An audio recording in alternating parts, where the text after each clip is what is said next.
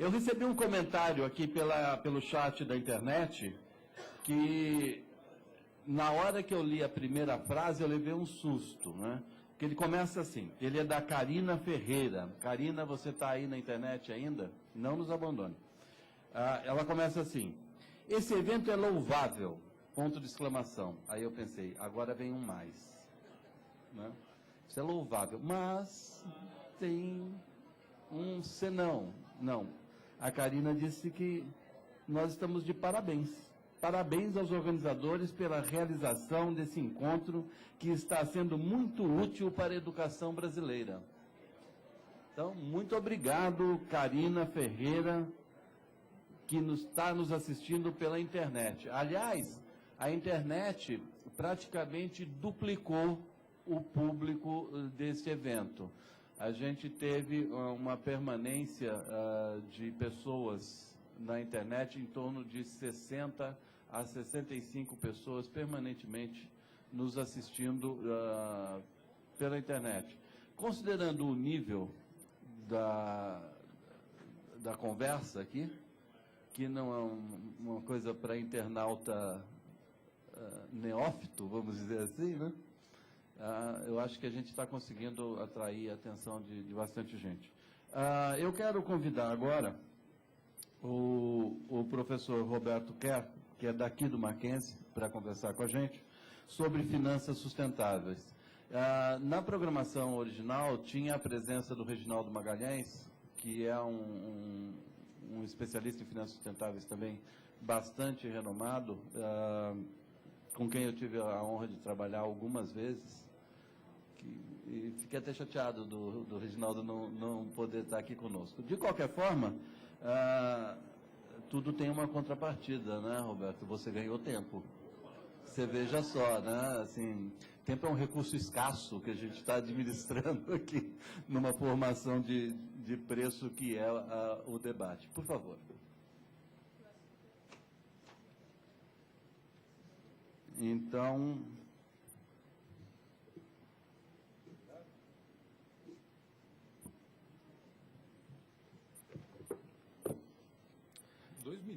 Comecei e já está escrito 2 minutos aqui. Será que é para valer? Se você quiser, eu faço valer. Opa!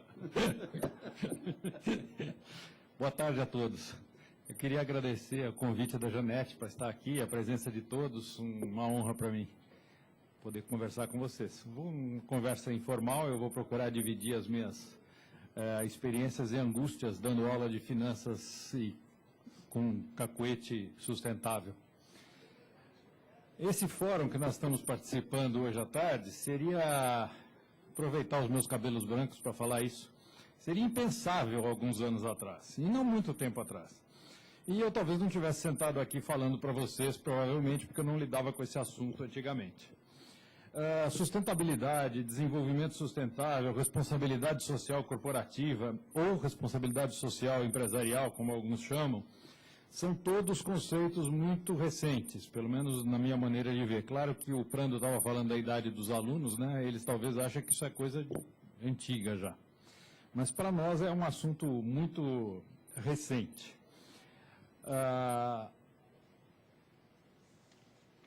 Eu misturei esses conceitos e vou continuar misturando propositadamente na nossa palestra hoje, porque achei que não teríamos nem tempo, nem espaço para ficar discutindo as nuances de cada um desses conceitos que eu mencionei, sustentabilidade, desenvolvimento sustentável, responsabilidade social corporativa, etc. Muitos autores fazem diferença, uns tratam de um jeito, outros tratam de outro, e a gente poderia ficar horas e horas e horas aqui discutindo isso, mas eu vou preferir fazer de conta que isso tudo é sinônimo hoje. O Pedro não está aqui agora para me bater, felizmente ele está sentado ali logo na primeira fileira, ele com certeza ia me jogar uns tomates se eu falasse isso, mas agora ele não está aí, eu posso falar tranquilo. Esse conceito de desenvolvimento sustentável data de 1987. Ora, pessoal, para alguns de nós, como eu, isso aqui foi ontem, né? Vamos combinar. Na década de 70, quando eu estava na universidade, as preocupações com ambientais, com viés ambiental e as preocupações com viés social eram vistas com muito preconceito e, às vezes, até combatidas. A visão universal de todo mundo naquela época era voltada para o crescimento econômico. Só disso que a gente falava. Tá? É só isso que era importante, o resto não era absolutamente importante. Outras abordagens eram vistas como um empecilho mesmo para o desenvolvimento econômico. Então, o pessoal pensava em PIB, como o Gal falou mais cedo aí, e pensava em aumento de PIB, em crescimento, em tudo isso, mas esse era o assunto, não tinha outros vieses e outras abordagens e outras maneiras de ver o problema.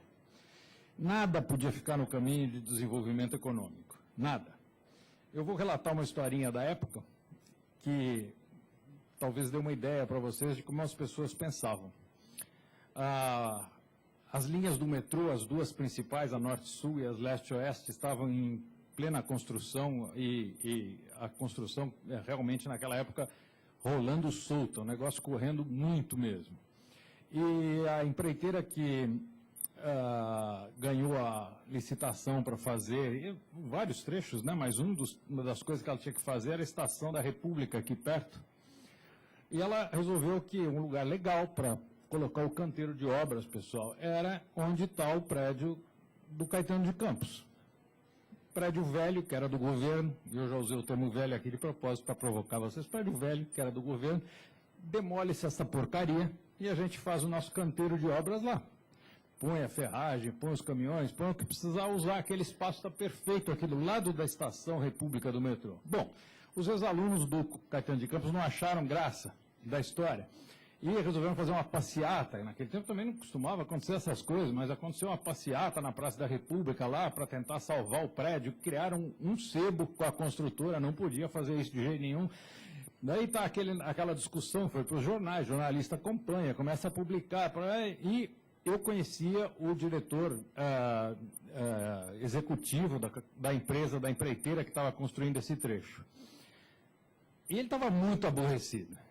Imagine, esse pessoal, no caminho, atrasando o cronograma da obra, por causa de um prédio velho.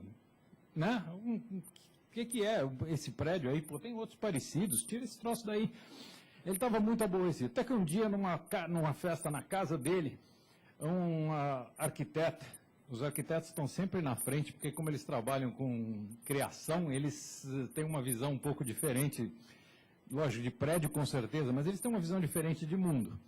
Então, essa arquiteta casada com o sobrinho dele falou, poxa, mas vocês não precisam demolir o prédio, tem um estacionamento lá, um terrenão vazio do lado, vocês podem fazer o canteiro ali, por que tem que ser no lugar do prédio? Pois é, né? Realmente. Daí, naquela semana, apareceu nos jornais a grande notícia que a empreiteira tinha dado uma solução. Ela ia usar o terreno do estacionamento, que já não tinha nada em cima, lisão lá, beleza, para fazer canteiro de obra, e ia preservar o prédio. Não foi legal? Pois é. Então, o prédio está aí até hoje, vocês passarem lá na República, agora tombado pelo patrimônio histórico, porque essa consciência veio vindo e as preocupações até com prédios antigos ficou mais relevante. Mas naquele tempo, gente, na década de 70, a preocupação era fazer o metrô, era o desenvolvimento, era tudo, que um prédio velho no caminho não tinha a menor relevância. Quer dizer, imagine outros aspectos do desenvolvimento sustentável como eram vistos, né?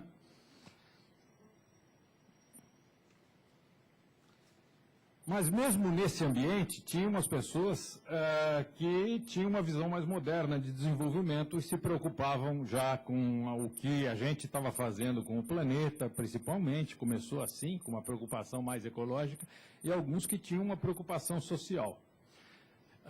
Eu me formei em engenharia civil pelo Mackenzie em 1974, e nós convidamos para ser nosso patrono de formatura o ornitólogo e ecologista Johann Dalgas Frisch, que era formado também em engenharia industrial pelo Mackenzie em 55. E é surpreendente, né? Para uma turma de 74, no meio dessa história de construir metrô, não sei o quê, engenheiros civis, convidar o Johann Dalgas Frisch, que era mais conhecido por gravar canto de passarinho, para ser o patrono da nossa turma de engenheiros civis. Bom, então, como eu estava falando, no meio daquele monte de gente pensando igual, tinha umas pessoas pensando diferente. Talvez venha daí o meu interesse pelo assunto. Sempre fui preocupado, minha mãe era muito intuitivamente ecologista e acabou passando. Mas eu só comecei a trabalhar com isso academicamente, em sala de aula, isso foi em 2006. E aconteceu, vocês ouviram a Marta agora há pouco, por causa da Marta. Ela tinha, no Mackenzie, os trabalhos de conclusão de curso se chamam TGI. A maioria das escolas aí, das faculdades, chama de TCC, nós chamamos de TGI. E ela tinha tido uma turma de TGI no primeiro semestre, o trabalho ocupa 2 semestres, e ela tinha tido uma turma no primeiro semestre de TGI que estava trabalhando com sustentabilidade e eles queriam verificar o índice do ISE, era relativamente novo na Bolsa de Valores, que é aquele índice de sustentabilidade empresarial. Então, a Marta, sabendo que eles queriam estudar a rentabilidade do ISE e comparar com o Ibovespa, ela achou que estava um pouco fora da área dela, eles já tinham preparado a parte principal do referencial teórico em sustentabilidade e ela me indicou para continuar a orientação deles no segundo semestre. Bom, eram alunos fantásticos, então qualquer professor ficaria contentíssimo. Eram 2 rapazes e 2 moças. Uma das moças fazia letras junto com a administração, então ela fazia a revisão dos textos que vinham impecavelmente certos, sem precisar correção nenhuma, o que é uma raridade. E os meninos sabiam usar planilhas Excel, gostavam da parte de matemática, então, nossa, aquilo para mim foi uma beleza. Não me deram trabalho nenhum. E fizeram um trabalho lindo. Eu, no meio, mudei a história, sugeri que eles mudassem aquilo um pouco, em vez de verificar a rentabilidade do ISE, porque tem uma poluição das empresas que participam do ISE e também participam do Ibovespa. Falei, por que vocês não consideram a entrada da empresa no ISE como uma certificação dada pelo Ibovespa para aquela empresa, dizendo que aquela empresa é sustentável. E a partir daí a gente estuda a mesma empresa antes e depois da entrada dela no ISE, que é um negócio que em finanças se chama de estudo de evento, verificando se isso causou um impacto nas ações, se o investidor, de maneira geral, olhou e encarou isso como um benefício para o acionista daquela empresa. E daí fizemos um estudo, e foram várias empresas estudadas da entrada do ISE, antes e depois da entrada do ISE, e depois eles agruparam por resultado. Algumas tinham retornos significativos diferentes depois da entrada do ISE, diferentes daqueles anteriores à entrada no ISE.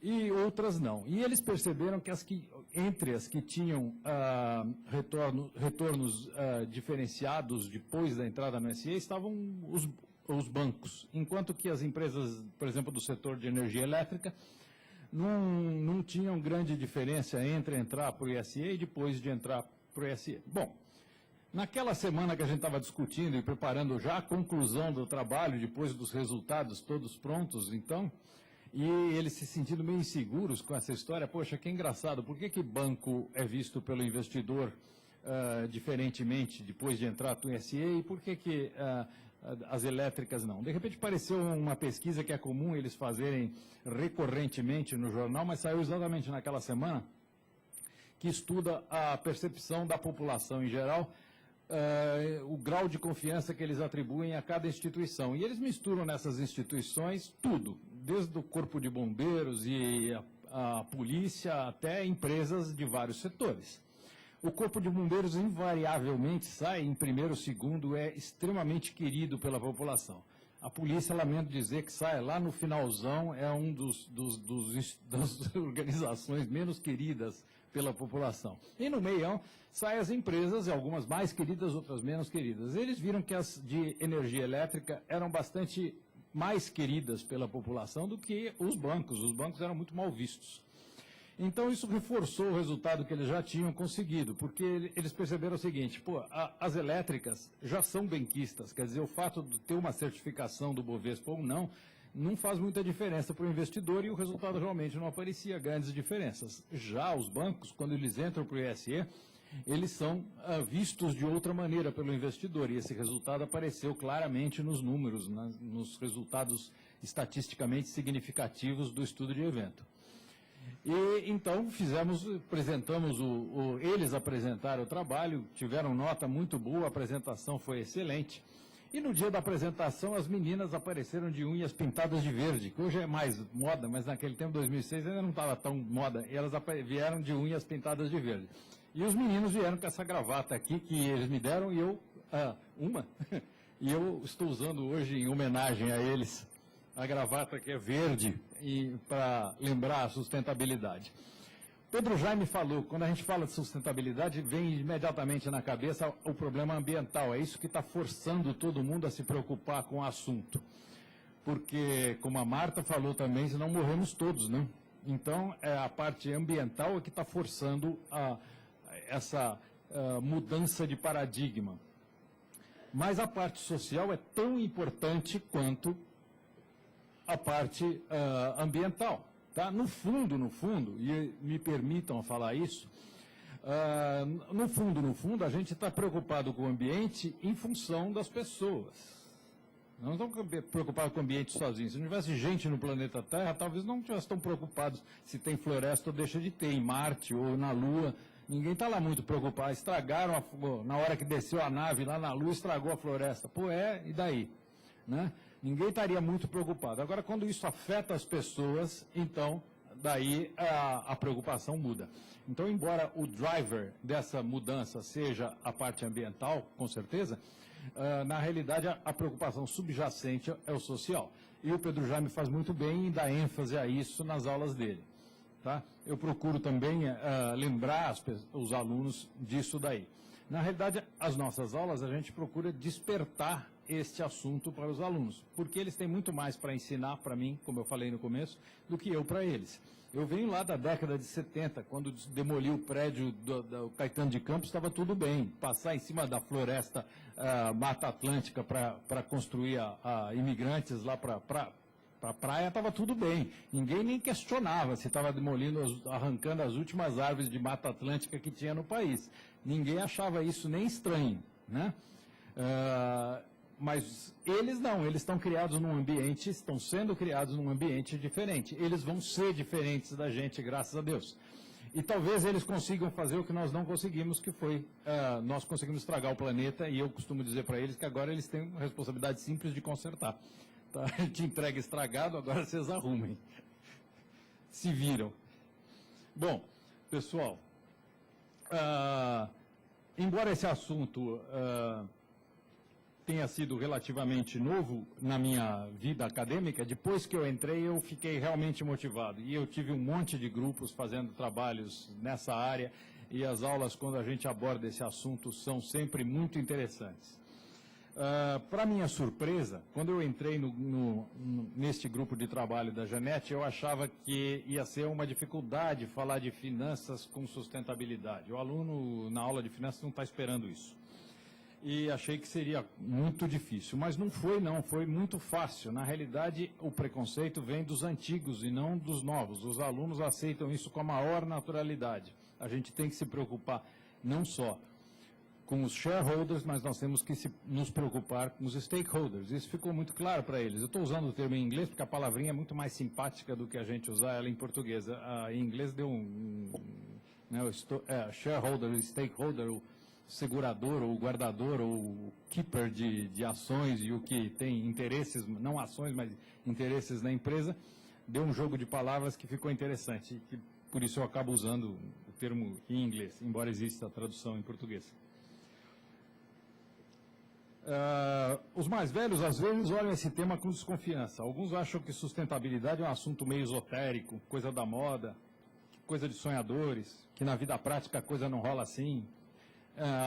Essa parte na vida prática a coisa não anda desse jeito, às vezes tem uma certa razão, não anda mesmo. E mesmo quando está andando, tem o que a gente já até rotulou hoje em dia, vou usar outro termo em inglês, que é o greenwashing, né? É o cara que faz de conta que está preocupado, mas ele não está realmente preocupado com esse assunto, ele está preocupado com a imagem dele. De qualquer maneira, a pressão da sociedade é muito grande. E esse pessoal vai mudar. Pode escrever que vão mudar. Eles vão ter que mudar. Não tem outro jeito se não mudar. A gente está realmente assistindo uma mudança de paradigma. E isso não vai voltar para trás, não é assunto da moda, é um assunto que vai para ficar. Se a gente não resolver, o planeta vai resolver ele para nós. E nós temos nos preocupado sempre no Mackenzie, e eu acredito que os outros professores de outras universidades, com a aceitabilidade dos seus alunos pelo mercado de trabalho. Então, esses nossos alunos precisam, sim, saber e estar sensibilizados para todos os assuntos ligados à sustentabilidade. Eles precisam saber que o antigo valor presente líquido, VPL, não é mais a única forma de se avaliar um projeto, nem pelos bancos, pessoal, o que é mais surpreendente ainda. Tem os princípios do Equador, os bancos são signatários, os bancos brasileiros são signatários dos princípios do Equador. O princípio do Equador diz, porque banco não é um negócio muito poluente, e a atividade bancária em si não é muito poluente, não atrapalha, e até se a gente for olhar, pode ser até social, dá emprego para bastante gente, então o banco em si não causa muito dano, mas acontece que ele empresta dinheiro e financia projetos que podem ser muito danosos e daninhos. Então, os princípios do Equador exatamente faz isso, responsabiliza o banco pelo que o dinheiro dele vai ser usado. Então ele passa a olhar o que o cara está pedindo dinheiro para fazer o quê, meu amigo? Para cortar a floresta, esquece porque eu não empresto. Tá? Porque a minha imagem vai estar junto com a sua financiando esse projeto maluco aí, não está rolando. Então, os próprios bancos, vistos dessa maneira, passaram a se preocupar espontaneamente. Então, eu acredito que esse processo é inexorável, gente. Vai mudar, sim. Vai mudar, nem que seja na marra, né? A gente já enxerga essa mudança nos livros de finanças. As edições atuais dos livros de finanças, quando são livros de finanças corporativas, já começam falando o primeiro capítulo de sustentabilidade, o segundo de governança corporativa. Que é uma parte, quer dizer, sustentabilidade vai falar dos stakeholders e governança corporativa vai falar da ética e da transparência com os... Agora é 2 minutos mesmo, de verdade. Vai falar da ética com os acionistas, né, que não são dirigentes da empresa, mas que são os donos, os verdadeiros donos da empresa. Bom, os livros de contabilidade começam falando dos relatórios de valor agregado, de valor adicionado, não começam mais, antigamente eles começavam com balanço patrimonial, hoje eles começam com relatório de valor adicionado, tá? Mostrando uma relevância que o pessoal de contabilidade está dando para o tema, o pessoal de finanças está dando para o tema, são os primeiros capítulos do livro, para colocar o aluno no assunto. Os livros de mercados financeiros ainda não estão começando com esses capítulos, mas eles colocam lá no meio, mercado de crédito de carbono, no capítulo sobre o mercado de crédito, falam de princípios do Equador. Então, o assunto sustentabilidade está inserido também na parte de mercados financeiros, de crédito, de tudo isso. O que eu tenho sentido, realmente, é que nós estamos vivendo uma mudança muito grande de paradigma. Lógico que quando a gente está envolvido nesse processo, é muito difícil enxergar a distância, a gente não consegue nos distanciarmos para poder enxergar o que está acontecendo. Mas é óbvio que as coisas vão ser muito diferentes nos próximos anos. Já estão mudando e vão mudar ainda mais. Principalmente os nossos alunos, vão ter que estar preparados para essas mudanças. Tá? Eles vão vivenciar, eles vão causar essas mudanças na realidade.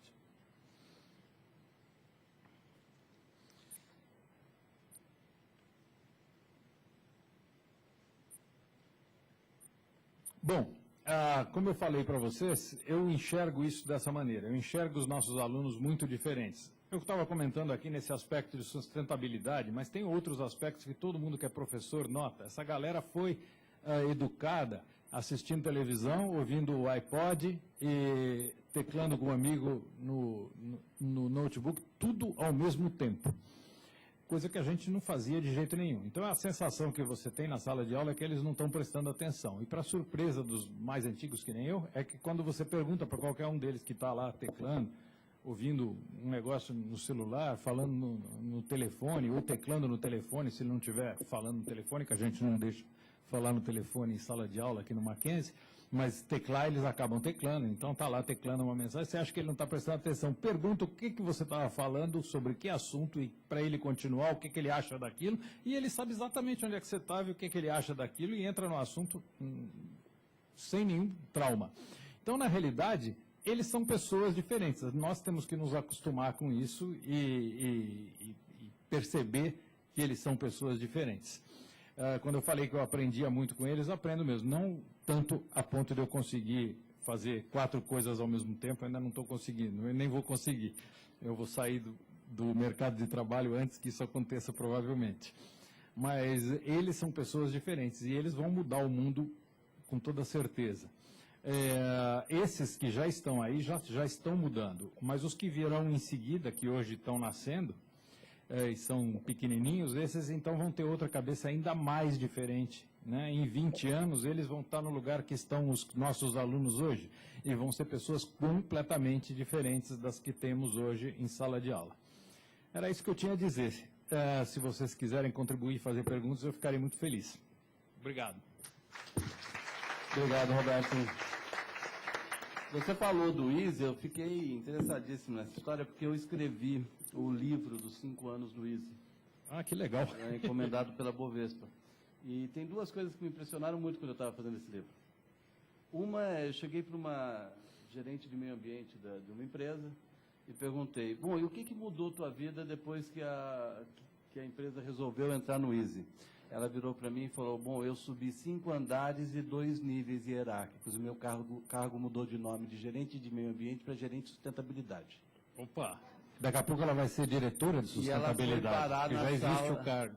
E ela foi parar no andar da diretoria, porque ela era agregada a uma gerência industrial lá embaixo. Bom, outra coisa foi o presidente de uma empresa pública do estado do Paraná, que quando não conseguiu botar a empresa no índice do ano seguinte, foi chamado pela Assembleia Legislativa para explicar. Opa! Por que é que ele não tinha conseguido botar a empresa de novo no Easy.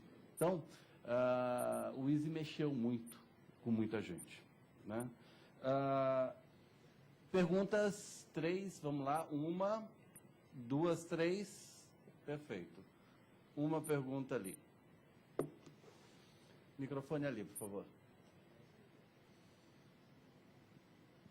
Bom, alô? Como o senhor falou que é engenheiro civil, então está desculpado. Mas Ricardo e Malthus, um com a teoria da evolução da população versus o crescimento de alimentos, e Ricardo com a teoria das rendas ricardianas, já não começaram naquela altura do campeonato a enxergar a limitação de recursos do planeta? Sem dúvida. O Malthus, principalmente, né? Ele era um matemático, além de...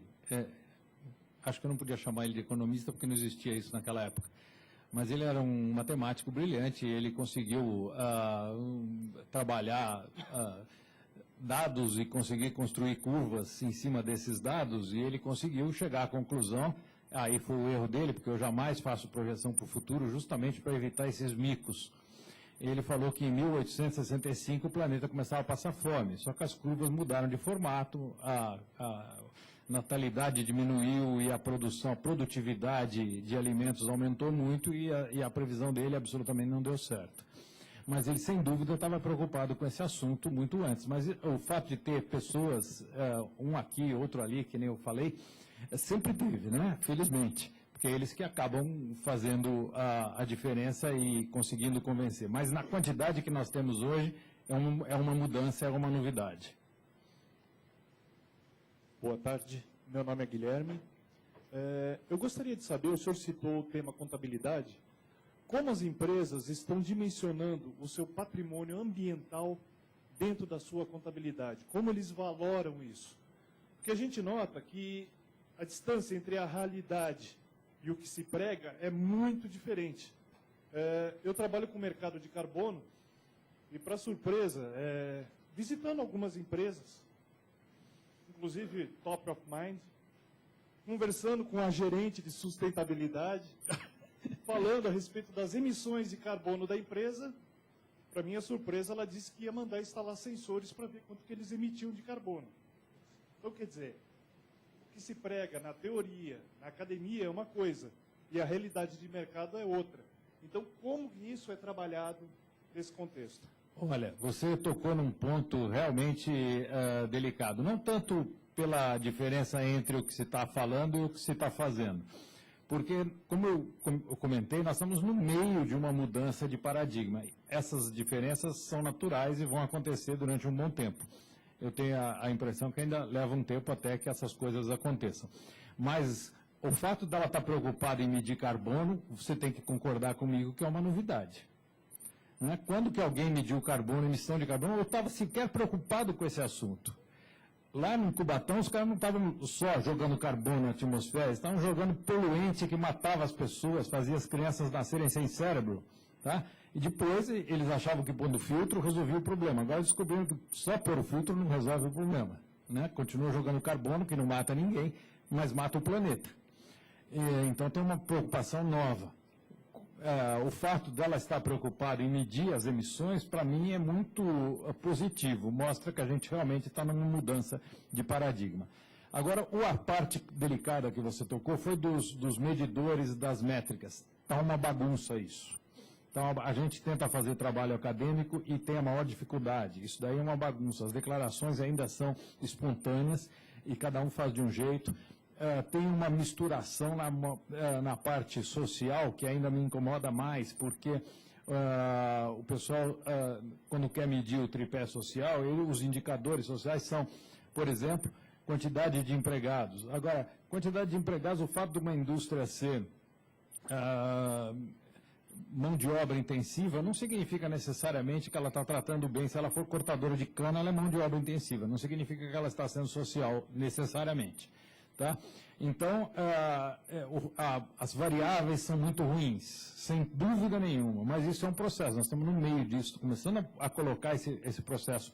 A sua amiga está começando a colocar medidores de saber quanto que ela está emitindo de carbono. Então, esses indicadores devem melhorar com o tempo. Eu não sei se eu vou assistir isso, mas com certeza meus alunos vão assistir isso, né, essa mudança. Agora, você tocou num ponto importantíssimo. Nós fizemos um trabalho recentemente tentando ver se essas variáveis sociais e as variáveis ambientais tinham influência no rating de crédito das empresas. Tem uns organismos que dão nota para o crédito, para a qualidade do crédito daquela empresa, para os emprestadores saberem se a empresa vai pagar ou não.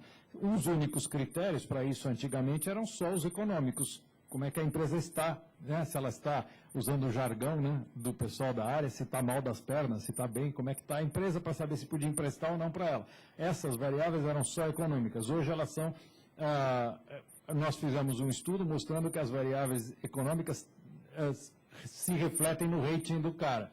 Tá? Então, não são todas ainda, mas algumas variáveis ambientais e sociais aparecem dando reflexo positivo no rating de crédito da empresa. Então, isso está mudando. Claro que tem um número enorme de variáveis, algumas são ruins, elas não são confiáveis, e tem todo esse problema que você citou, sim. Tá? Mas eu acho que isso é parte do processo.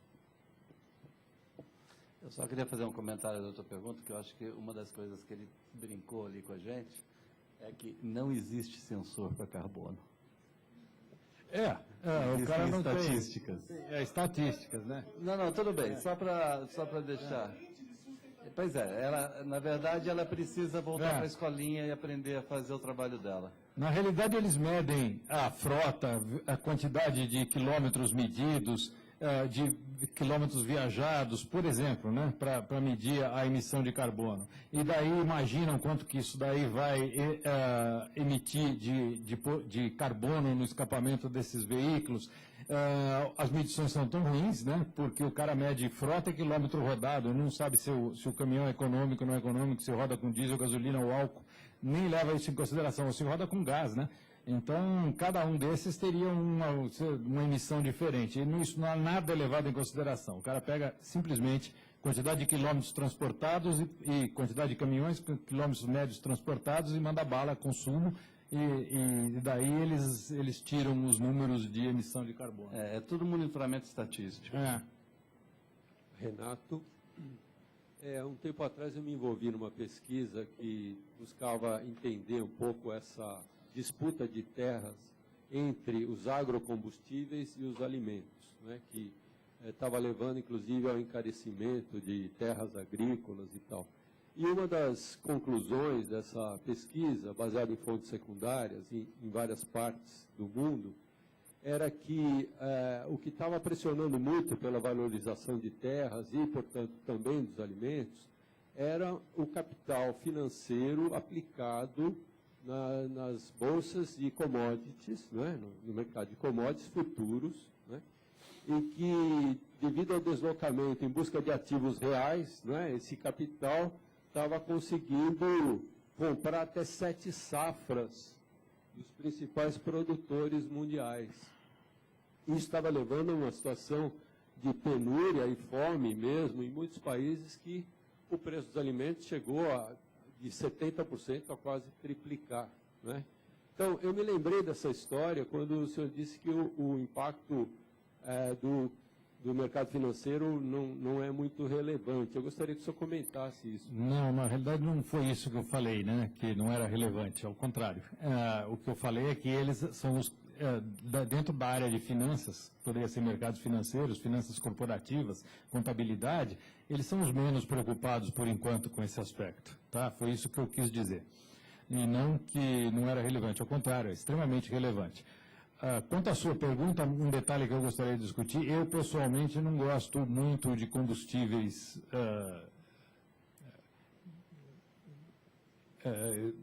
replantados, que nem álcool, que nem biodiesel, essas coisas. Eu tenho uma desconfiança grande quanto a isso, quanto à viabilidade, usar o termo, já que nós estamos num fórum de sustentável disso daí. Tá? Eu acho que o caminho não vai ser por aí, não. O caminho vai ser por substituir os combustíveis por outras coisas. Tá? Energia por eólica, sei lá, ou por energia por essas iniciativas de pegar onda do mar e transformar em hidrelétrica e transformar em energia elétrica, e outras formas de energia que talvez a gente nem sabe, hidrogênio, coisas que não apareceram ainda. Tem autores que dizem que a gente não devia estar perdendo tempo e gastando dinheiro com essas, desculpe o termo, bobagens, e devíamos estar investindo justamente em novas tecnologias e descobrir um negócio que resolvesse o problema, de uma vez por todas, em vez de ficar gastando em plantar cana-de-açúcar para fazer álcool ou outras coisas do gênero. Tá? Mesmo não querendo ser tão radical e achando que possa ter espaço para as duas coisas ao mesmo tempo, eu olho com muita desconfiança esses combustíveis renováveis. A gente não tem mais tempo, gente. Eu sinto muito, nós temos mais uma mesa e o nosso tempo se esgotou. Eu também teria um monte de perguntas para o Roberto, eu queria saber um monte de coisas sobre derivativos.